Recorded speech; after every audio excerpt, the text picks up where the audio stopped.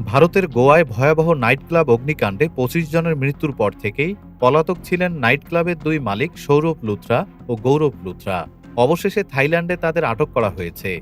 ভারতীয় দূতাবাস আটক তথ্য নিশ্চিত করেছে এবং দ্রুত ভারতে প্রত্যর্পণের প্রক্রিয়া শুরু হয়েছে। গত শনিবার পানাজি থেকে ২৫ কিলোমিটার দূরে নাইট ক্লাবে ভয়াবহ আগুনে ২০ কর্মীসহ মোট ২৫ জন প্রাণ হারান। তদন্তে জানা যায়, দুর্ঘটনার কয়েক ঘণ্টা পরই লুথরা ভাইরা দেশ ছেড়ে পালিয়ে থাইল্যান্ডে পৌঁছান।